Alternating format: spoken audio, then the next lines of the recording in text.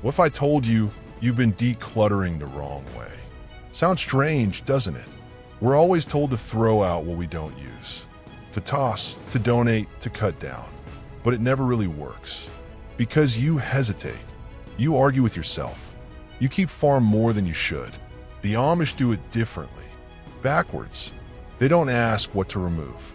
They ask what deserves to stay. And that simple twist changes everything.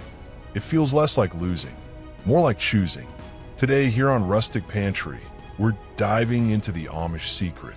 A method so simple, yet so powerful it can simplify your life, your mind, your home.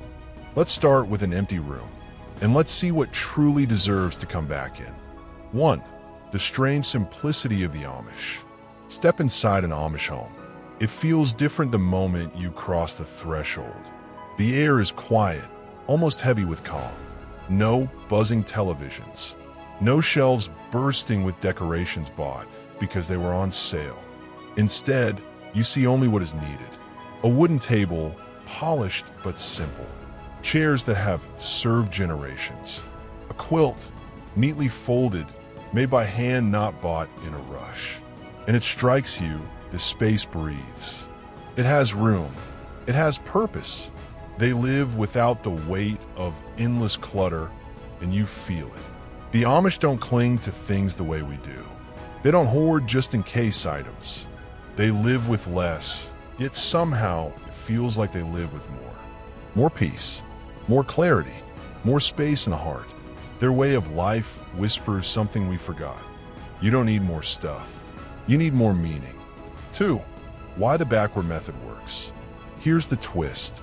Most decluttering advice sounds the same. Throw away what you don't use. Donate what you don't love. But that never really works, does it? Because the moment you hold that old jacket, memories flood back. You hesitate. You fold it again and shove it back. The pile never shrinks. The Amish think different. They ask not what to remove, but what to keep. Backwards, yes, yet powerful. Imagine an empty room. You don't ask, what should I toss? You ask, what deserves to come back in? And suddenly the game changes. You're not chasing loss. You're choosing value. You're curating, not cutting. That's why this method feels so fresh. It's not painful. It's liberating. And you begin to see clutter for what it truly is, a crowd of things that never deserved your space in the first place. 3. The emotional weight of stuff. Objects aren't just objects. They hold stories. The faded ticket stub from a movie date. The chipped mug you bought on a trip. Even that drawer filled with tangled cords whispers, maybe someday. And this is where people get stuck. They try to declutter and drown in feelings. Each decision feels heavy. The Amish, they don't play this game. They separate memory from possession. A chair is just a chair. If it breaks, fix it. If it can't be fixed, let it go. They don't tie self-worth to belongings. And that's the secret. The backward method helps you do the same. You see the story without chaining yourself to the object. You keep the memory, not the clutter.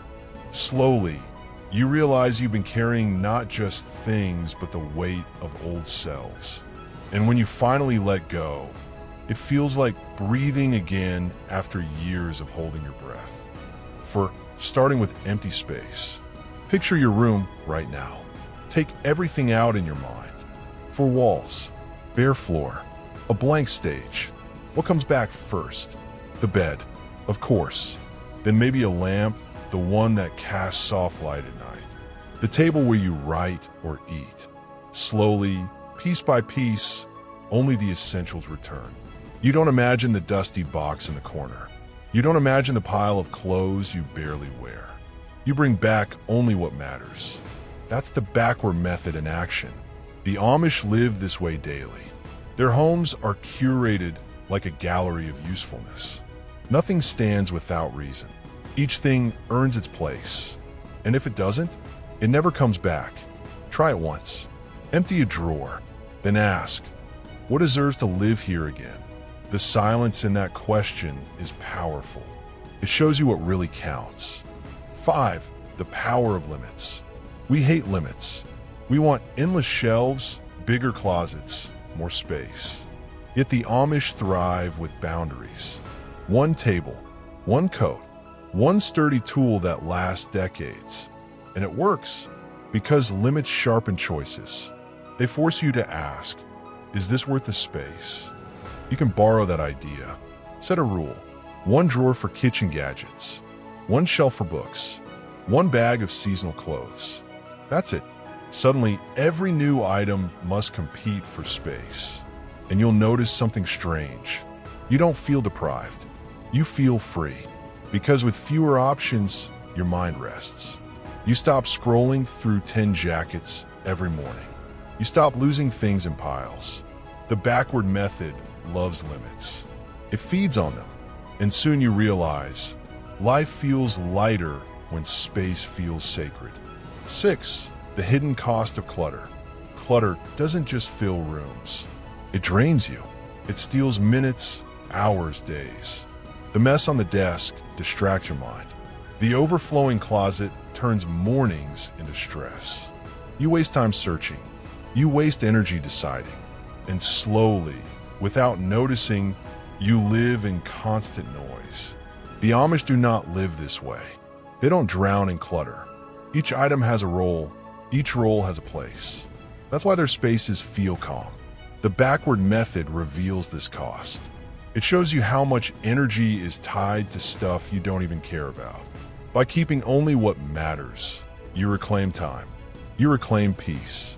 Suddenly you look around and realize you're not managing clutter anymore.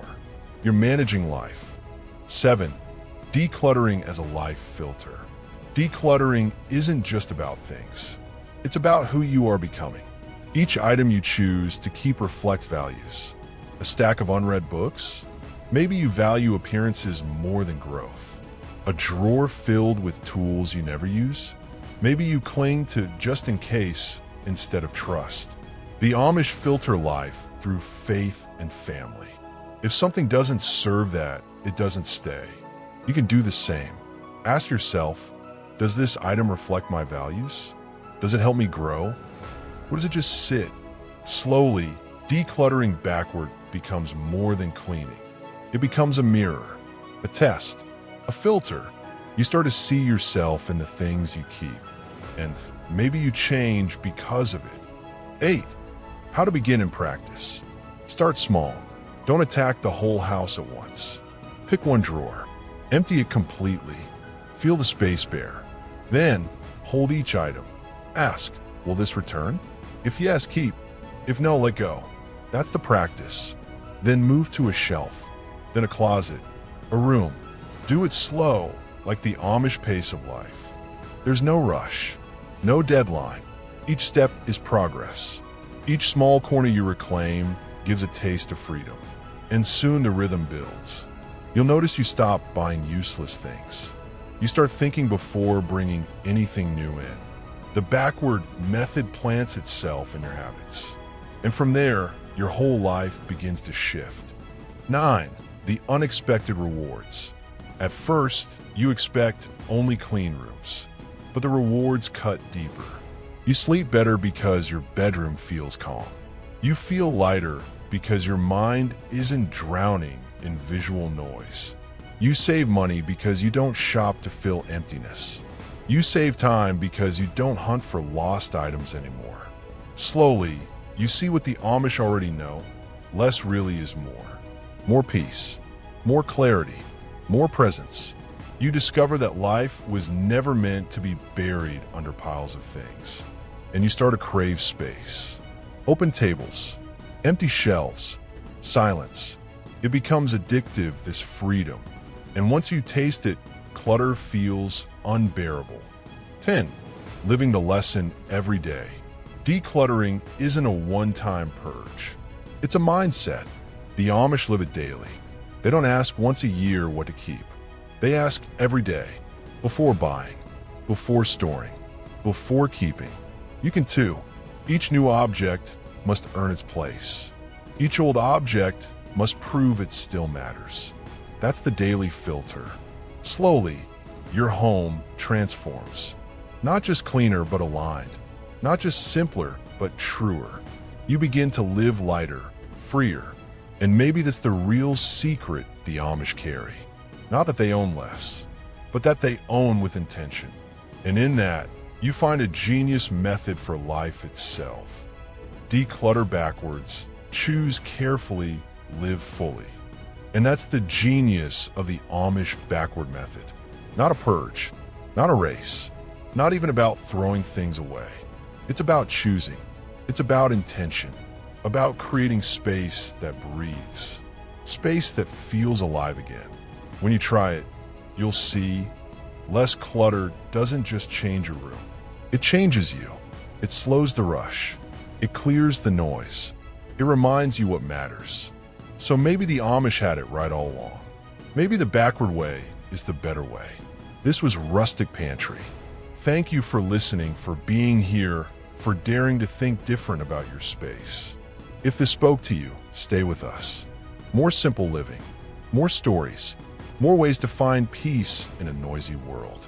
Until next time, keep your shelves light and your life lighter.